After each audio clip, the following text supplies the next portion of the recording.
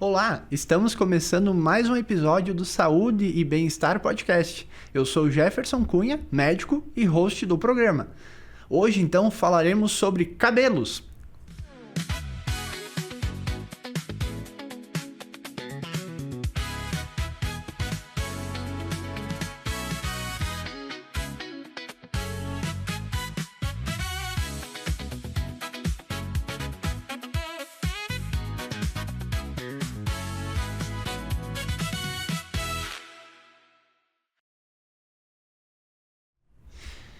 Então, para falarmos hoje sobre cabelos, principalmente aí o que os cabelos vão além da estética, né? Falando um pouco sobre a nossa saúde. A gente recebe hoje a tricologista e especialista em nutrição capilar, Renata Matiasso. Muito bem-vinda, Renata, e obrigado pelo aceite, por conversar conosco. Eu que agradeço pelo convite, muito feliz de estar aqui, compartilhando experiências cotidianas, falando um pouco desse universo que há 24 anos eu atuo nele, e que é, para mim, fascinante, amo, e que é algo que está envolvido na vida de tudo e de todos, né? Cabelos, todos temos, e cada um com as suas necessidades e particularidades. E uma gama de assuntos, né? Nós estávamos falando um pouquinho até antes nos bastidores, né? Que o cabelo ele pode ir muito além da questão estética, mas também já falando em questão de saúde, né? Alguns déficits, eu acho um assunto bem bacana que hoje vamos poder trazer, né?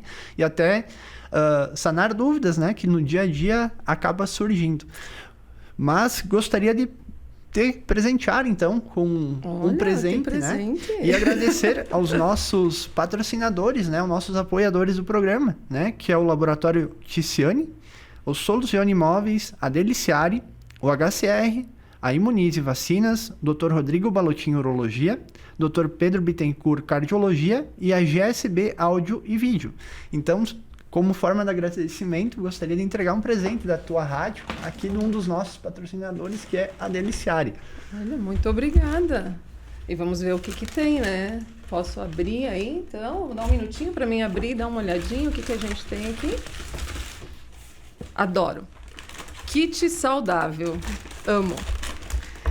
Porque a saúde da gente, a gente sabe que a gente constrói, médico, né? A gente constrói no hoje o que a gente vai colher lá na frente. Na frente. Uhum. Eu às vezes brinco, Renata, que a gente tem três episódios na nossa vida, né? Que é como se fosse uma plantação mesmo, né? Entre os 20 e os 40, geralmente a gente escolhe a semente e planta. Dos 40 aos 60, geralmente a gente cultiva.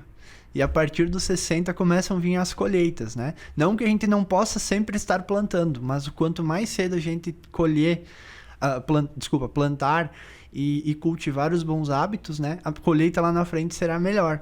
E acredito que isso também é uma das principais procuras que você acaba encontrando, né? Como que eles acabam buscando a tricologia? As pessoas chegam assim em você? As pessoas chegam para mim quando já existe um problema instaurado. Não teve o olhar prévio. E a gente estava falando antes de entrar no ar que o cabelo, ele é um termômetro, né? O termômetro do organismo. Ele não é o fim, ele é o sinal de que algo está em desarmonia. Um sintoma ele é, então. A queda de cabelo, tudo isso, ela é uma raiz maior que precisa ser olhado.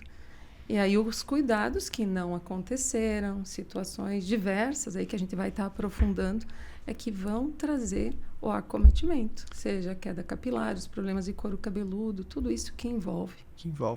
Mas na maioria das vezes, assim, Renata, eu no consultório, assim, eles muitas vezes acaba que a queixa da queda de cabelo, ela às vezes não é tão o foco principal. A gente às vezes acaba tendo que perguntar. Acho que no teu cenário acaba vindo num cenário um pouquinho ao inverso, né? Acho que acaba vindo a questão muito mais de se sentir com uma aparência, né? Querer ter uma aparência melhor, porque o cabelo, né? Assim como não é uma maquiagem, mas é uma coisa que eleva a nossa autoestima, né? A gente tendo um cabelo bonito, se sentindo mais apresentável. Não sei como é que você vê isso nessa forma. Olha, eu tenho formação, inclusive em visagismo, e nesse cenário desse trabalho com cabelo que eu disse que me encanta, o que eu mais observo, tá? as pessoas chegando frente às necessidades do que envolve os cabelos, não só na questão queda, mas a aparência do cabelo. Pessoas que chegam chorando, pessoas que chegam muito machucadas, emocionalmente, inclusive. Por quê? O cabelo, ele reflete saúde, quando eu mencionei as quedas, né? Mas ele reflete também posicionamento. Uma pessoa que está de bem, eu brinco com as mulheres, principalmente, mas não é só as mulheres, os homens. Uma pessoa que está de bem com seus cabelos, ela está preparada para a guerra, né? Porque acordou, a primeira coisa que você foi para frente do espelho, o que que você vê? Você vê os teus cabelos, o teu rosto e, consequentemente, o adorno, vamos pensar assim. E quando isso não está te trazendo uma imagem de bem-estar, vai refletir lá no emocional, vai refletir no teu posicionamento frente à vida. E a vida, quando eu falo social, trabalho, pessoas que deixam de sair, de se relacionar no social, devido às situações de estarem insatisfeitas com condições dos fios. Tanto a qualidade na extensão, quanto as situações de diminuição do número de fios, onde se vê as calvícies. E ainda questões profissionais, assim, para mencionar só algumas, tá? Quando eu falo em questões profissionais, a apresentação, querendo ou não querendo, a apresentação é algo que vai causar um primeiro impacto. E um primeiro impacto, ele fala muito. O que você fala gera um impacto, como você se posiciona, e a tua aparência vai gerar um impacto também. Então, se esse cabelo está aí como algo que é um adorno, mas ele não está numa condição de uma apresentação que você, inclusive, se sinta confiante, vai influenciar em N esferas da vida. E eu estou citando só alguns pontos para a gente não aprofundar muito, mas assim, eu tenho relatos de pacientes para trazer que deixaram de ir para academia. Porque, eu vou para academia, eu vou ter que lavar mais o meu cabelo, vai cair mais. Pessoas que chegaram chorando frente a não se reconhecerem mais no espelho. E a gente, quando humano, autocontrole ou controle das coisas é algo que faz parte do ser humano, né? E quando a gente vai para um cenário, então, da queda capilar, vamos falar agora pontualmente disso, relatos que eu recebo das pessoas me deixam a visão mais global de que a pessoa se sente perdendo o controle sobre si. E às vezes eu acho que até na questão, aqui focando o paciente buscando a ajuda, né? A pessoa buscando ajuda, porque se sente como esse problema. Mas eu acho que às vezes a gente também até consegue identificar, né, nesse mesmo contexto, aquela pessoa que deixa de ter o cuidado, né? E já pode ser até um sinal de que, se eu já não estou me importando com a minha autoimagem, o quanto eu estou me importando com a minha vida, né? O quanto daqui a pouco eu já não estou entrando, de repente, em sintomas depressivos, já estou deixando a vida correr de uma forma que a minha autoimagem já não importa. Quanto eu estou perdendo a minha identidade. Eu acho que isso também acho que é uma ponto, às vezes, importante até de, às vezes, num contexto familiar, a gente observar, né? Aquela pessoa que está começando a ficar mais reprimida, que já não se preocupa, vai sair para uma festa, mas nem se preocupou ao mínimo de pentear os cabelos, né? Eu acho que acaba também entrando um contexto isso. E isso que é muito bacana, às vezes, a gente dar uma importância para nossa imagem. E uma das dúvidas, às vezes, que o pessoal fala, né? Você falou em queda de cabelo. Quanto que se considera normal uma queda de cabelo diariamente? Aí a gente entra, quando vai falar em números, em algo que, balizando, seria 100 fios por dia. Mas 100 fios por dia depende quanto cabelo você tem. Uma pessoa que tem uma densidade muito grande de cabelo, você não consegue levar em consideração isso. Uma pessoa que tem menos, já difere completamente. O que eu sempre trago para as pessoas como alerta? Fica em observação frente, principalmente no momento da lavagem dos cabelos, o ralo do banheiro, o acúmulo que ali vai se dar. E aí você vai perceber quanto que era a tua queda e se está tendo um processo aí de um eflúvio maior, uma queda maior de fios, quanto que hoje a gente observa, quanto que eu estou observando. Tanto que em processos de controle, quando o paciente chega para mim, a gente inicia tratamento, isso é algo que eu peço para ele fazer, para mim observar frente ao tratamento, quando que se dá o controle dessa queda. Coleta os cabelos e visualiza. Me manda foto, inclusive, é dessa forma que eu trabalho, para nós irmos criando um acompanhamento. E a pessoa em casa, ela tem todo esse caminho que ela pode, no dia a dia, ficar em observação. Então, seria 100 fios por dia, até 100 fios por dia. Mas isso não é só lá no ralo. Você está caminhando, tem fios que estão desprendendo. Você passou a mão, passou o pente, passou a escova, então é um acúmulo dentro de uma condição, quantidade ao longo do dia que vai aí se perdendo. O que eu menciono do ralo, você ter um ponto em específico que você vai criar um controle visual e, a partir disso, se você percebeu uma alteração, uma quantidade que está cada vez maior, que está além daquilo que era, atenção. E essa atenção, além disso, o quê?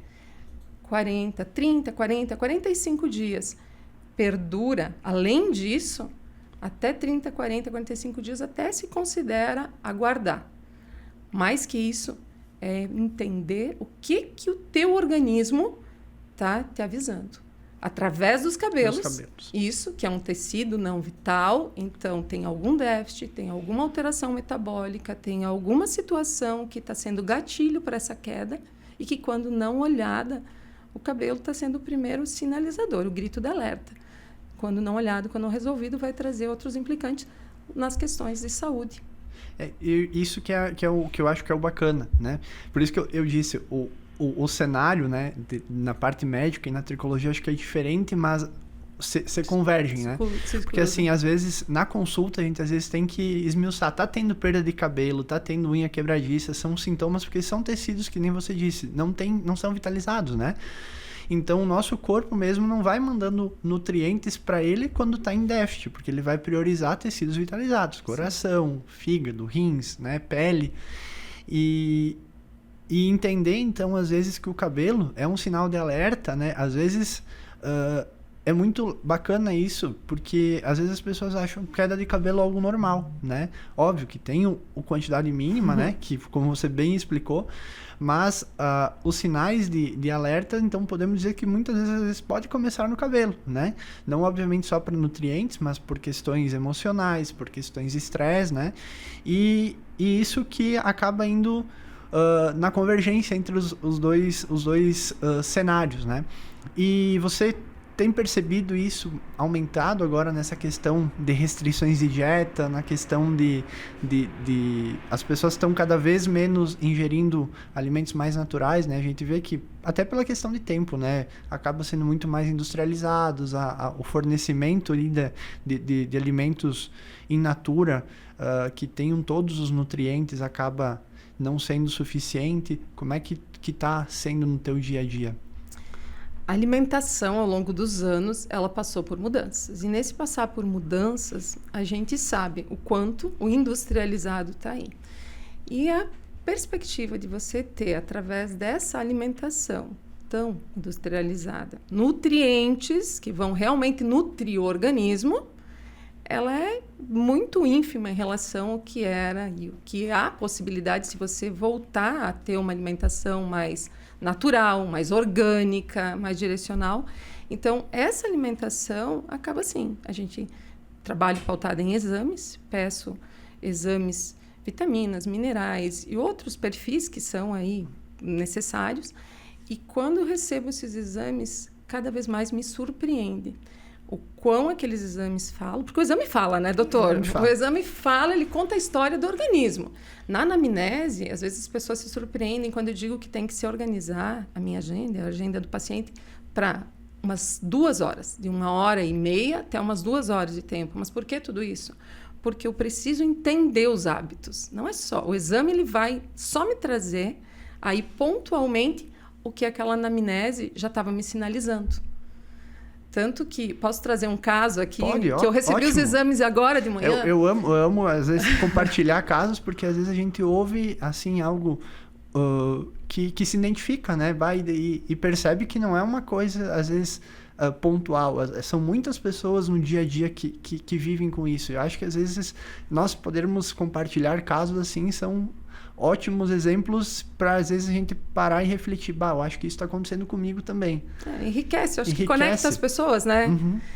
Eu atendi a semana passada, fiz uma consulta, um rapaz, vamos dizer assim, um menino, né? Eu tenho 24 anos de profissão, até brinquei com ele com 24 anos. E frente a isso, ele chegou até mim por caso de alopecia areata, que são aquelas áreas normalmente mais circulares que vão ficando sem a presença de pelos, em pontos distintos. Barba, iniciou na barba e hoje já, além de barba, ele está com o couro cabeludo implicado. E frente a isso, a gente conversou. E os hábitos, nossa, questão alimentar, sono, muita coisa. E estou falando de paciente, mas não vou fazer nome. Então, são casos só para a gente ilustrar, né? Muita coisa que a gente ali abordou e conversou e aprofundou, que foge do que seria o básico para uma manutenção, equilíbrio da saúde. E o mais interessante, quando nós começamos a trocar mensagem, ele me trouxe essa situação que ele estava vivenciando, passando, e que foi identificada no colega, os barbeiros, né? Ele foi cortar o cabelo e o barbeiro mesmo sugeriu para ele procurar ajuda. Por quê? Num primeiro momento, quando ele foi, com a questão da barba, o barbeiro já tinha alertado. Deixou-se um tempo passar, ele foi de novo e começou no cabelo, e um segundo foco. Foi o melhor termômetro, porque barbeiro tu vai cada 15 dias, uma vez por mês, e então alguém que consegue dar encaminhar. Ó, toma uma ação, faz o que precisa ser feito. E aí ele me trouxe as questões do estresse que ele estava vivendo, que ele julgava ser isso.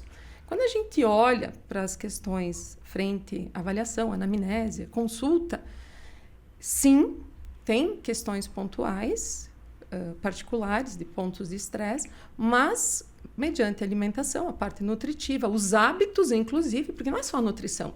A nutrição somada aos hábitos que você cultiva, né? É um sono não restaurador, né? Que hoje é fundamental, né? A gente vive uma pandemia de insônia, né? As pessoas dormem, mas não descansam, né? Eu trago sempre o seguinte olhar. O remédio teu, vamos falando uma palavra bem, a tua limpeza, a tua faxina, né? Maior está no teu período de sono.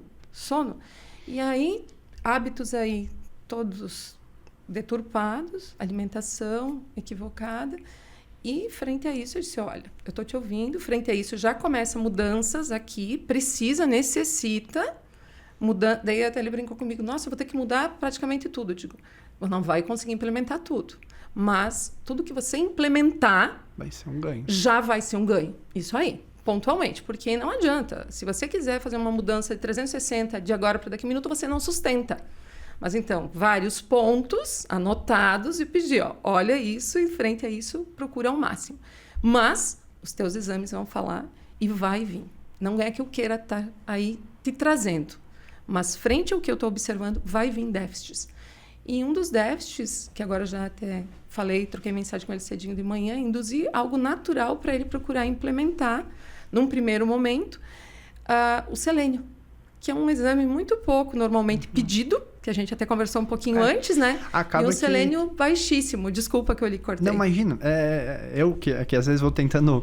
é um tema que a gente vê que é o dia a dia, assim, e às vezes a gente não dá uma importância do quanto deveria dar, né? E realmente, selênio, zinco, a gente conversava, né? Às vezes acaba não sendo a rotina do dia a dia. Você acaba olhando o geral e acaba não percebendo que às vezes esses déficits não estão sendo corrigidos pela questão alimentar, né? Então, a busca, né, por esmiuçar um pouquinho mais os nutrientes acaba sendo algo fundamental. E o hábito, né, de repor, né, você já não está com uma alimentação saudável, né, não está conseguindo ter uma alimentação, hábito de vida, acaba tendo que ir por uma suplementação de outra forma, né? A suplementação, ela vem num primeiro momento, lógico, para procurar trazer um aporte mais rápido no equilíbrio, uma resposta mais rápida para esse corpo.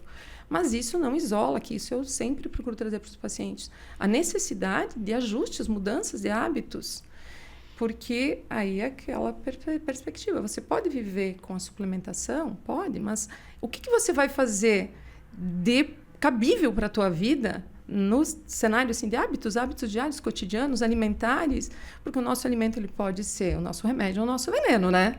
Que nem a gente falou dos industrializados, veneno. Quando a gente vai para alimentação natural, com direcionamentos, remédio. Então, a gente precisa ter esse olhar e essas questões do que diz necessário suplementar uma doença autoimune, como é esse caso, vai precisar fazer suplementação direcional no primeiro momento. Até para explicar um pouquinho para o pessoal que está nos acompanhando, né? A alopécia ali, nesse sentido, é uma doença autoimune, né? Então, o próprio organismo produz células de defesa contra ele mesmo que acaba atacando, né? Ali o folículo. Capilar, né? E com isso, quanto mais inflamada a pessoa estiver, né? Acredito que o termo seja inflamação, né? Radicais livres ali, inflamação, déficits, né? Mais acelerado vai ser a doença. Então, é uma doença que não tem cura a princípio, né, Renata? Acredito. O que há? A controle, né? As autoimunes, né? Elas podem ser controladas. Mas, se não houver um olhar de atenção aos gatilhos, ela vai ter recisivas. Então, como esse caso que agora chegou recente, eu tenho de líquen, paciente autoimune de líquen plano pilar, que a gente conseguiu fazer um controle mediante situação. Chegou com o processo todo em andamento, que o líquen plano é outro que pode deixar a pessoa numa condição de uma alopécia total, né? E sem cabelos, em suma, né? Vai abrindo áreas também, mas essa pessoa, essa paciente, a gente propôs de imediato, quando ela chegou para mim, já vindo de vários cenários aí de tratamentos que se estenderam por anos e com implicantes já bem expressivos. E de imediato eu disse para ela, olha, a minha parte eu posso fazer, mas você tem uma parte muito importante, que vai precisar ter uma mudança extrema no teu cotidiano, de modo a desinflamar de modo especial o teu organismo. E aí ela aceitou, estava no limite, o que já tinha feito até então não tinha conseguido gerar um controle, e ela mudou hábitos, alimentos inflamatórios ela tirou da rotina dela. Além dos alimentos inflamatórios, ela entrou com a perspectiva de mais exercício, ela estava naquela, de vez em quando sim, de vez em quando não, mas ela estruturou isso para a vida dela.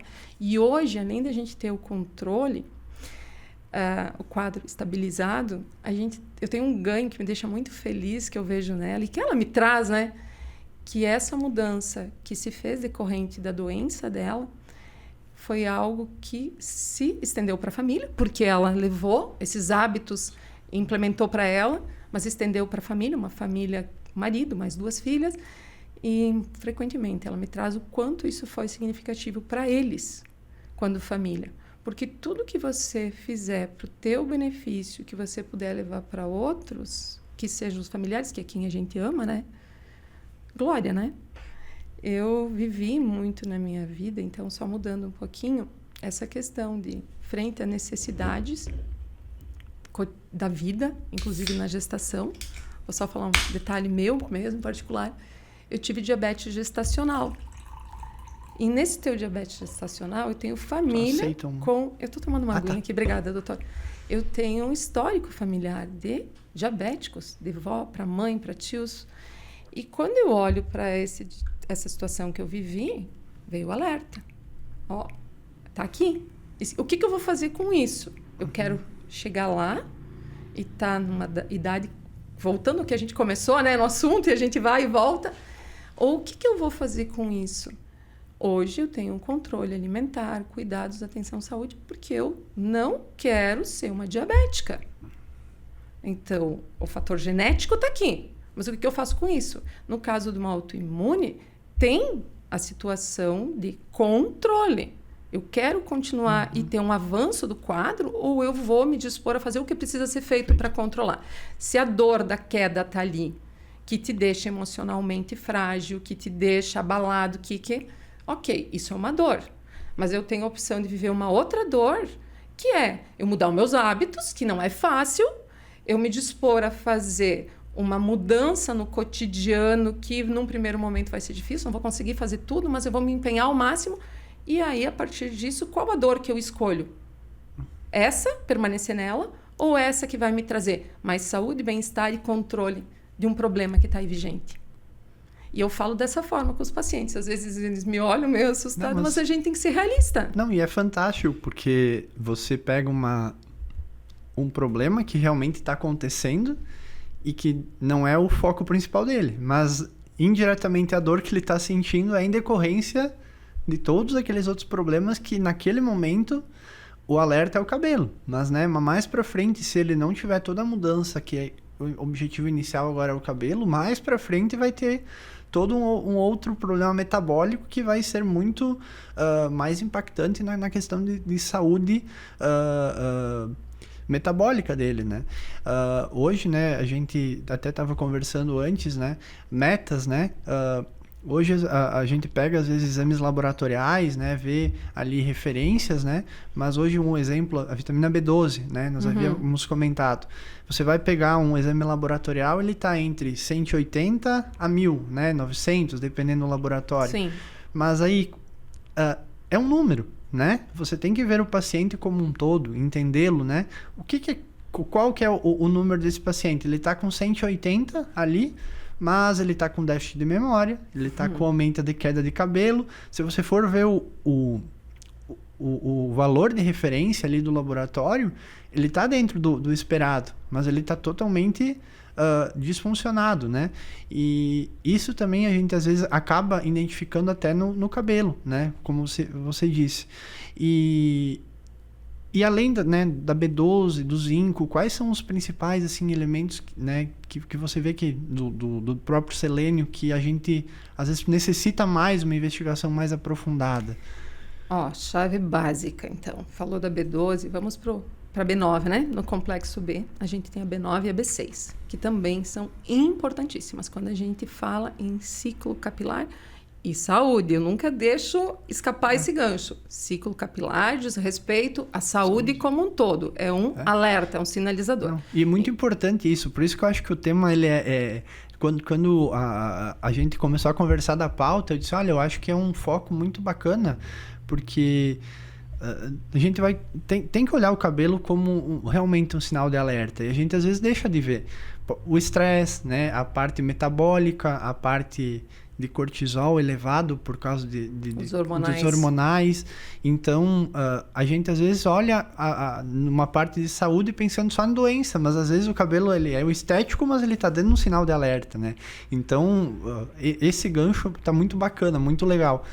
E desculpa ter te cortado. Não, esse conjunto de você ter esse olhar é que vai conseguir resolver muita coisa que ou já está instaurado e você só está observando o cabelo ou vai se apresentar, como a gente falou, né?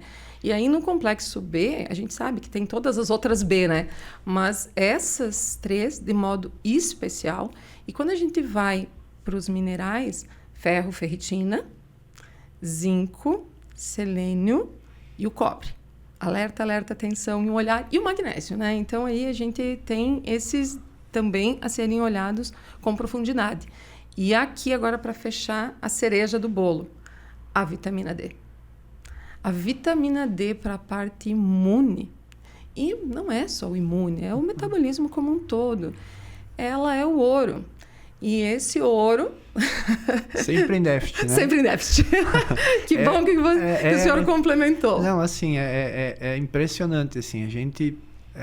vivemos numa região assim, né, Rio Grande do Sul, né, região sul, a questão eu acho que própria genética mesmo, né, também não ter tanta exposição ao sol em horários que também não é ficar o dia inteiro no sol, né, eu acho que é legal a gente também falar, você fala, vitamina do sol, mas daí não vai no horário certo, não fica o tempo determinado, mas é incrível, né, a gente vê valores baixos, valores muito baixos e valores extremamente baixos. Mas assim, a grande maioria das pessoas precisa fazer reposição.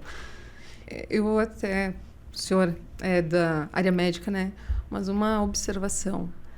A vitamina B12, vamos falar dela e da vitamina D, então, que são as mais comuns que é pedido nos exames, né?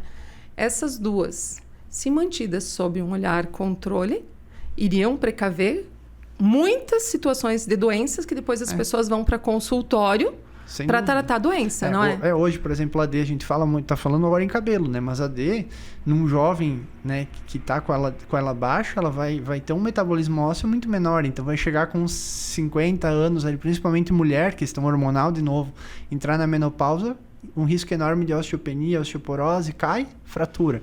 Então, o idoso, principalmente, né? Mais ainda.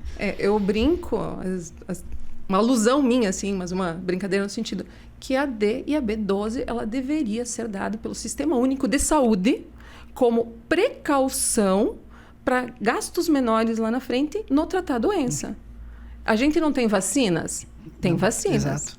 E se houvesse, então aqui criando país de Alice, né? Mas assim, se houvesse preventivo, né? Um tratamento preventivo, justamente, frente ao que pode se apresentar, como bem mencionou, a questão óssea, mas tem tantas outras coisas.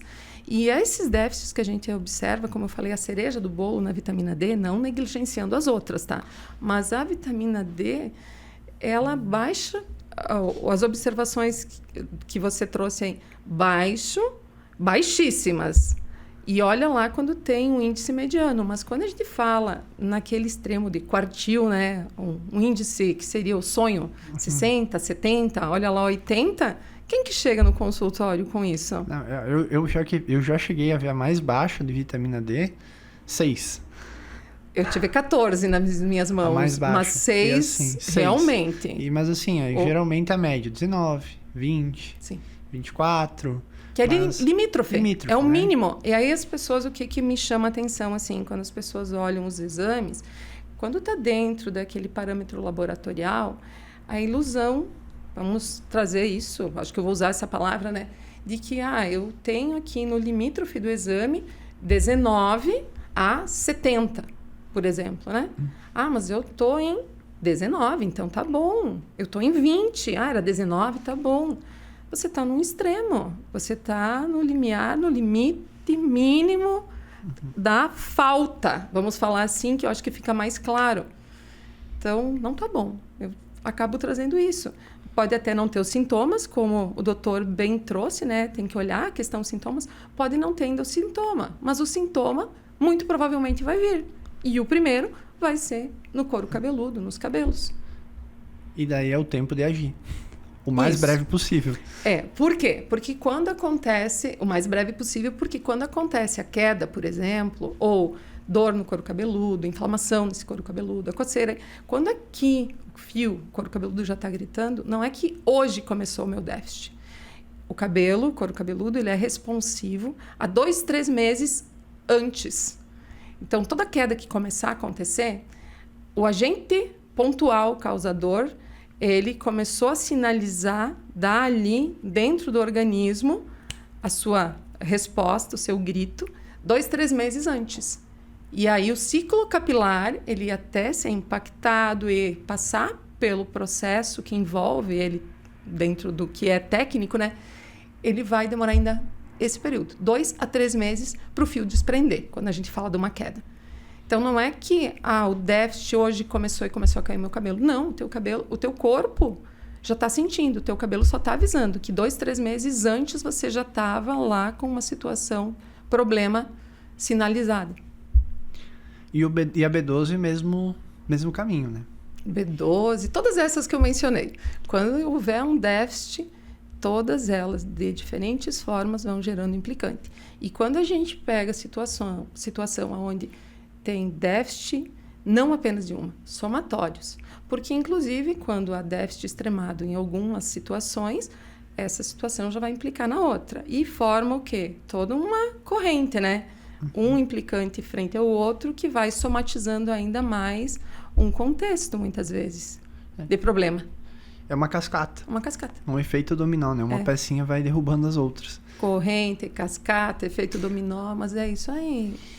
E a questão hormonal, assim, Sim. Tem aumentado muito, principalmente mulher, período perimenopausa, pós-menopausa, né?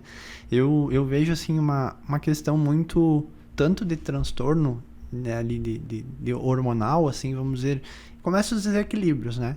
Sim. Eu acho que no teu cenário, né, eu no meu consultório acaba acontecendo o seguinte... Elas vêm, né, com muitas queixas que a gente acaba vendo pelos próprios hormônios, né? O calorão, né? Os fogachos, né? Que acabam tendo. E a parte emocional, né? Porque começa a oscilar, né? O corpo começa a entrar por uma fase de envelhecimento e às vezes de uma forma muito abrupta. Então, acho que o cabelo, nesse cenário, acaba sofrendo de duas formas, né? Acaba, ou mais, não sei, você pode me responder melhor. Porque está respondendo a um estresse pela questão de mudanças hormonais, né? Alterando ali estrogênio, progesterona e alterando a cortisol por questão que está começando a ficar ansiosa, estressada por aquele cenário. E como que o cabelo responde nesse sentido? Ele vai ter afinamento, vai vir a queda, vai vir todos os decorrentes e que aí entra o emocional, como bem mencionado, com os déficits hormonais. Se um já é problema, soma isso 2, é aquela cascata que a gente vai falando e só vai aumentando o processo em si, problema, dando amplitude para esse problema. E quando a gente fala nessa questão hormonal, bem o doutor trouxe as questões de menopausa. Mas a gente não tem como deixar de mencionar também, falando em hormônios, quando se tem um caso de parto. Os partos, a gente tem as questões hormonais, que durante a gestação, todo um pico hormonal, né? Uma elevação dos hormônios, uma manutenção gradual nessa elevação de hormônios. Nasceu o bebê, vai haver o quê? A queda. Uma súbita queda. E aí, quanto tempo a gestante pós esse parto vai observar a queda? 2, 3 meses depois, não é imediato também. Então, a gente tem o hormônio da menopausa, as alterações que vão implicar e que vai trazer toda essa mudança, né, também no emocional. A gente tem na gestação as situações de hormônio. A gente tem outras situações que dizem respeito à tireoide, que eu comentei agora sobre aquele paciente da autoimune, que o selênio estava baixíssimo, mas o selênio baixíssimo, ele influi diretamente em fator tireoidiano também. Então, pode ter aí também uma mudança, um implicante, que tireoide e hormônio, problema também pontual de queda. Então, quando a gente fala de hormônios, são várias situações que envolvem ele.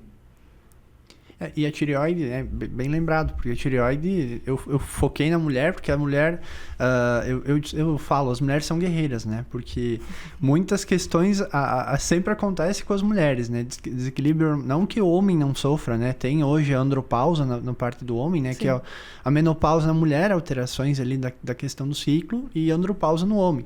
Mas é muito mais comum, muito mais exacerbado essa cascata, essa mudança abrupta, né?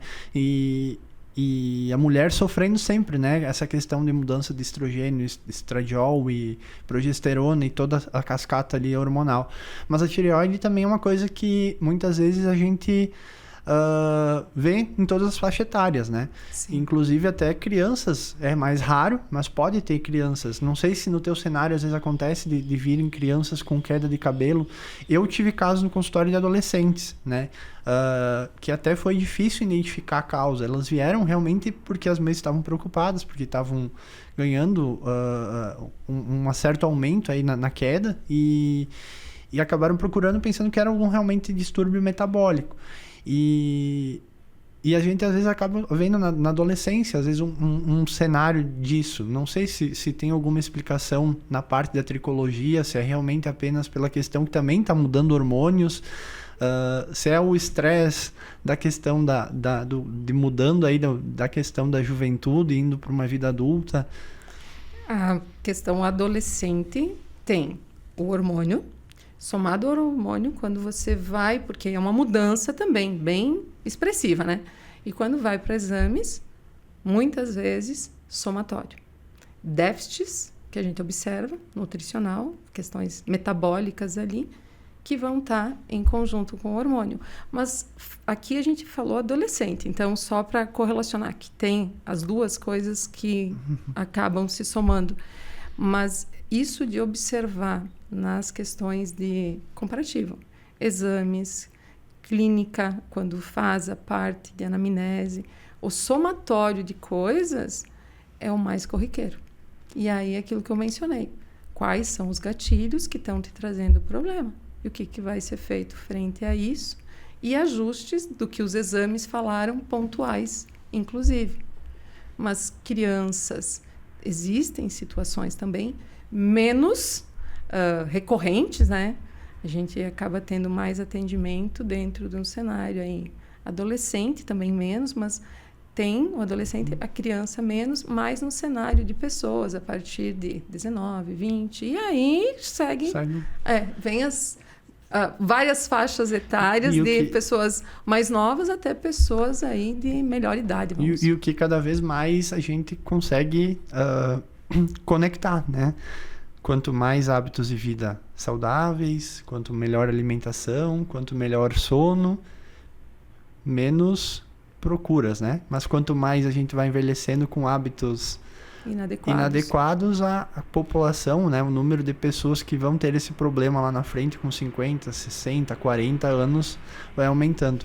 Então é um marcador que cada vez a gente reafirma mais, né? Que o hábito de vida, cuidado, ele não é só para o corpo, né? Ele é um todo, né? E isso é muito bacana. E essa fala que você me traz, eu acho que reafirma isso, né? Que a estética, ela é importante, mas ela também está conectada a você olhar todo o corpo, todo o mecanismo que está dessa pessoa, se ela está realmente se cuidando. Então, porque você vai fazer um procedimento ali realmente pontual estético, mas não olhar todo ele num todo, essa questão de reposição de hábitos de vida, quando vai ser duradouro, né, esse procedimento? Que bom que o senhor trouxe isso, porque assim, eu já trabalho de forma integrativa em razão de que não existe você tratar o sintoma. Como eu falei, a queda capilar ela é um sintoma. Eu posso atuar e tratar o sintoma? Sim, eu vou atuar e tratar o sintoma, mas se eu não for na raiz do problema, o causal desse problema, o que levou, não vai ser algo sustentado. E, inclusive, não vai restabelecer uma questão de saúde para a pessoa. A parte do bem-estar, de controlar a queda, vai estar aí presente, mas que a pessoa também vai ficar dependente de tratamento contínuo. E não é o objetivo. O objetivo é tratar o que está aí, o sintoma, a queda que seja, né? Mas como eu mencionei, tem a dor, tem a coceira, tem a descamação, tem todo... Mas vamos falando em queda que já abrange muita coisa. Isso. Então, é tratar essa queda, esse problema que está aí, sintomaticamente se apresentando, buscar todo o fundamento raiz, qual foi o motivador, seja um fator, seja 2, seja 3, nos somatórios, como a gente mencionou, que podem estar acontecendo, e quanto mais gatilhos, mais olhares vai precisar, e ao mesmo tempo que trata essa condição que está ali instaurada da queda, nesse mesmo tempo, ir equilibrando esse organismo, levando essa pessoa para novos hábitos e, consequentemente, ir equilibrando essa balança, para chegar um momento que a pessoa está em condições de, como paciente, ser liberada. Porque também o tratamento, eu falei que 2, 3 meses, até a questão do fio, passou por um impacto, ele começar a ter a queda, né? E não existe também a mágica. Hoje eu comecei um tratamento e hoje se restabeleceu e começou a nascer fios. E aí, trazendo assim algo bem pontual, 2 pacientes, deu o acaso de agendar horários e as 2 convergir de no mesmo horário de estarem em atendimento. E as 2, atendimento para queda, primeira intervenção feita na semana anterior, e iniciar, numa segunda semana, a segunda intervenção com ambas, quanto à queda, naquele controle que eu mencionei, né, cumulativo, depois de uma sessão, de uma intervenção, ter tido um controle, uma redução de queda. Controle total ainda não, mas já uma redução. Uma redução, para quem está tendo muita queda, já é uma resposta em uma intervenção excepcional. Então, assim, a gente tem resultados muito bons. E uma delas, inclusive, com sensibilidade no couro cabeludo, que após essa intervenção, em uma semana, lógico, usando o home care em casa, que é shampoo, tônico direcional, com ativos, já não tem mais essa sensibilidade. Então, existe de organismo para organismo alguns que demoram mais tempo, mas existe aqueles que em um procedimento a gente já tem resposta. Então, é fascinante. E isso me deixa muito feliz, porque eu recebo elas de volta, pessoas que chegaram com dor, com aquela dor emocional, né? Com um incômodo aí, às vezes incômodo de anos, como uma delas que ela já há 18 anos vinha procurando o caminho de solução para a queda. E os exames trouxeram uma situação muito específica. A baixa ingestão de proteína. Cabelo é feito de proteína. Unha, pele é feito de proteína. E isso nunca foi olhado. E na anamnese eu já tinha identificado pela alimentação dela que era uma alimentação muito pobre na questão nutritiva. A hidratação também devia ser um déficit. A hidratação também. Então, assim, ó, pouca água, pouca proteína, como o cabelo vai sustentar? Imagina, 18 anos buscando um caminho de solução, frente a várias situações que estava implicando para a manutenção desse fio, com muita queda. E aí a gente faz uma intervenção numa quantidade de fios, vou postar, tem um filmagem das duas juntas ali, e a gente conversando sobre isso, porque eu aproveitei que elas estavam e eu me dei conta e digo, nossa, as duas, foi feito uma e agora casualmente estamos aqui. E aí pedi autorização para elas. E frente a isso, uma expressiva diferença e uma mudança ainda na consulta, antes de ter os exames. Tem que mudar a tua alimentação e frente à tua alimentação já estruturei caminhos, que depois com os exames, lógico, a gente alinhou outros detalhes muito importantes também e suplementação. E uma coisa que a gente falou foi muito de questão de queda, de quantidade, mas tem a questão também de espessura. Isso? Sim, as questões de espessura hormonal, quando envolver, principalmente na menopausa, o afinamento. Então, a gente observa. Outra situação, queda por muito tempo se mantendo em atividade e não sendo observado, o fio cada vez ele vai nascendo mais fraco, mais fino também. Isso também pode acometer. E quando a gente fala das androgenéticas, que é o quê? Fator genético, né? Que tem o homem e a mulher, que são acometidos. O homem com a calvície, que vai abrindo essas áreas frontais. A mulher, a apresentação é diferente. De praxe, se mantém essa linha frontal e a abertura da risca central para as laterais. Mas ambos com fator, e aí teria muita coisa para a gente falar a respeito também. E ainda bem que é uma questão genética dominante, né? Que daí na mulher ela é muito menos comum, né? Porque ela é transmitida e você precisa ter um alelo dominante. E o homem, como ele tem a questão genética ali lá em XY, menos, mais acerbado por ter um X, né? Que é a transmissão. Acaba que na mulher, graças a Deus, porque acho que o homem ele leva um pouco menos nessa questão de autoestima. Óbvio que não tanto, né? Hoje, mas eu acho que acabou também mudando um pouco esse parâmetro, né? Pela busca, por ser em questão androgênica, né? As mulheres, elas sentem mais, mas não significa que os homens não sentem. Eu tenho muito paciente homem. Por quê? É um incômodo. E hoje a gente sabe que tem muito homem fazendo o implante, o transplante, autotransplante, né? Uma coisinha polêmica até, eu acho que dá para nós conversarmos, né? Acho importante. Porque assim, tá na moda agora, né? Essa questão de implantes, né? De autoimplante, né? Retira folículos, né? E faz autoimplantes. Mas de tudo que a gente conversou, se você fizer um implante numa área que não está bem preparada, é igual você plantar uma sementinha num solo seco sem nutrientes. Confere? E aí eu tenho mais para dizer. Estou com um paciente que vai fazer agora, em maio, tem data marcada e já está pago. Um procedimento. Então, trazendo o cotidiano, né? E esse paciente chegou para mim com um inflamatório e descamação muito expressivo no couro cabeludo. E quando a gente foi observar toda essa área, que vai ser a área doadora, né, que é normalmente extraído dessa região e nuca, os fios que vão ser transferidos, com uma inflamação assim muito expressiva, tanto que tinha, além de inflamatório, descamação, uma série de implicantes ali. Então, o solo que vai receber tem que ser um solo adequado. Aqui, essa área doadora estava refletindo que a coisa não estava adequada, de modo especial. E aí, a muda que você vai transferir, qual é a qualidade dela? Então, a gente tem que estar com o solo preparado e tem que estar com a muda boa, já que a gente está falando quase de agricultura agora, né? Acho que é uma analogia legal, às vezes, porque é mais fácil de entendermos, né? Porque se a gente começa a entrar em muito termo técnico, em flúvio e folículo, fica mais difícil, né? A questão daí desse paciente, de modo especial, a gente começou o tratamento, eu sempre digo, não precisa ter frente a um olhar que eu já tenho, anamnese, espera chegar os exames para começar uma terapêutica. A gente já inicia. E frente a dar esse início, e tendo posteriormente os exames em mãos, eu vejo qual é o melhor caminho. Tem alguns manejos pensando suplementação que cabe a mim, tem coisas que não, que cabe ao médico. Aí, quando eu recebo esses exames, não era só questão vitaminas, minerais e esse cenário.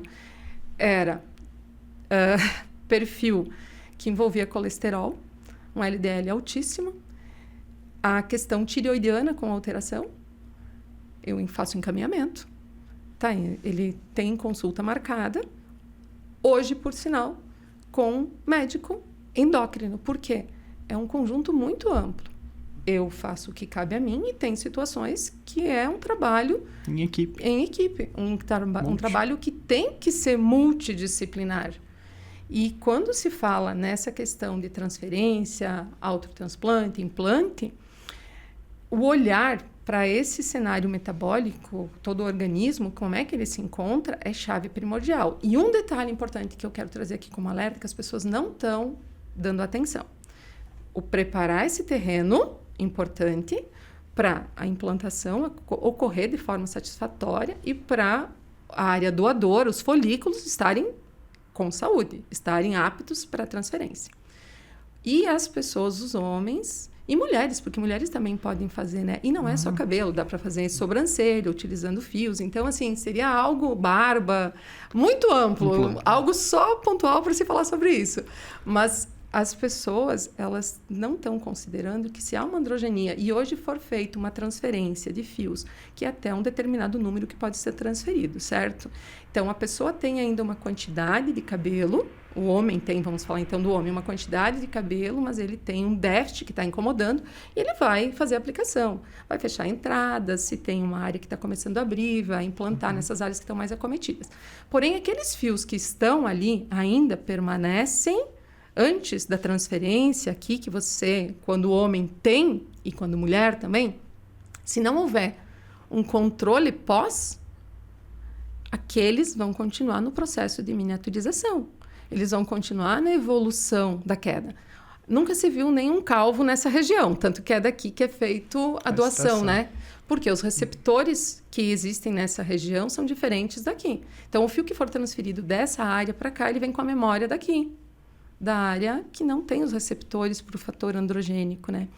Então, ele implantou, o solo estava bom, ele conseguiu aderir, ele vai se sustentar frente à parte androgênica. Mas se o metabolismo não estiver bom, tiver déficits, ele vai estar suscetível à queda. E quando hormonal, aqueles que existem aí, que são os fios que antes da transferência do implante ainda existiam, se não houver um olhar e um controle também nessa questão, ele também vai continuar no processo de evolução e, consequentemente, progressão do problema. E, Renata, quais são as principais dúvidas, assim, na questão de dia a dia de cabelo, né? Eu acho que isso é algumas dúvidas que o pessoal, às vezes, mitos e verdades, né? Eu acho que é legal, às vezes, a gente trazer, porque tem muitas falácias, né? No dia a dia, tem muitas coisas que são mitos que acabam chegando para ti?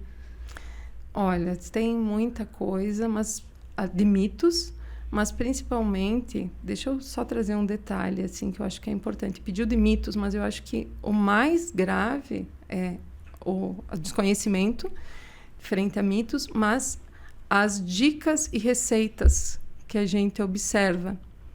Tem queda capilar, a pessoa está com coceira no couro cabeludo da queda capilar. A coceira vai passar mamão no couro cabeludo, vai resolver. Então, existe muito mito e muita coisa que, infelizmente, se propaga. Existem muitas dúvidas, mas existe também hoje um cenário de muita coisa que está sendo vendido como solução e que, na verdade, não vai trazer o benefício e que vai deixar o quadro se estender cada vez mais. Então, a questão de quantos fios por dia cai. As pessoas, elas têm como mito também 100 fios por dia. Depende da densidade, como eu trouxe. Existe um número, ciência, palpável, pesquisa. Mas não que vá ser algo que vai caber uma condição de uma pessoa que tem menos ou mais. Quem tem muito mais vai ter uma quantidade maior. Então, isso é um detalhe. A questão de que o fio vai continuar nascendo indefinidamente ao longo da vida, a gente tem um número de ciclos que esse fio vai se repor. E as pessoas não levam isso em consideração. Um mito é de que o fio ele vai cair, vai nascer muitas vezes ao longo do ao longo da vida ou sempre vai se fazer. Não. O número de ciclos existe, limitado, e quando há encurtamento desse ciclo que deveria estar ali, o fio nascendo, crescendo e desenvolvendo por 4 até 6 anos, dependendo da região, que no homem não se percebe, mas na mulher se percebe pelo crescimento. O homem corta, curto, então não é algo tão visual. Existem homens que deixam o cabelo mais alongado, mas é daí mais perceptível na mulher, né?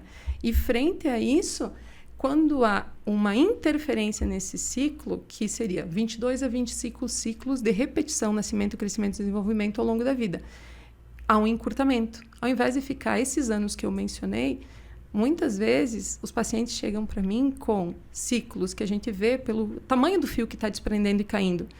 Ele cresceu só meses. Então, lá no transcorrer do tempo, lá na idade, conforme os anos vão chegando, a deficiência, a falta desse fio, porque ele foi queimando coringas, né? Eu faço essa alusão. Vai ser expressiva. Então, o problema que está aqui hoje vai se tornar ainda maior lá na frente. E receitas de coisas da cozinha sendo aplicadas não vai resolver. Infelizmente, eu tenho isso para dizer. Porque como é que você vai aplicar algo aqui que vai resolver uma mão aqui, que eu brinquei, né? Uma mão, o ovo. Foi por isso que eu entrei nessa pergunta. E eu já entrei junto e abri a coisa, porque, né? assim, às vezes a gente vê, né? Passar óleo de coco na cabeça, passar, né? Babosa, passar... Óbvio, se for indicado, tem cremes, às vezes a base, mas específicos em situações após uma avaliação especializada, né? E de acordo com cada causa, né? E cientificamente extraído o ativo de forma pontual, sintetizado, manipulado e direcionado. Diferente de você achar que você, passando no couro cabeludo, vai conseguir absorver e ter o efeito. Vai fazer muito mais efeito se você comer aquele item para questões de você trazer um suporte nutricional adequado. Que o problema que está aí, muito provavelmente, ele tem alguma raiz na parte nutricional, como a gente falou tanto, né? E que é tão importante, tão chave. Não, excelente. Eu acho que foi muito, muito enriquecedor para mim esse bate-papo e espero que para ti também, para o pessoal que estava nos acompanhando. Porque eu acho que a maior dica ficou é que o cabelo é um sinal de alerta, né?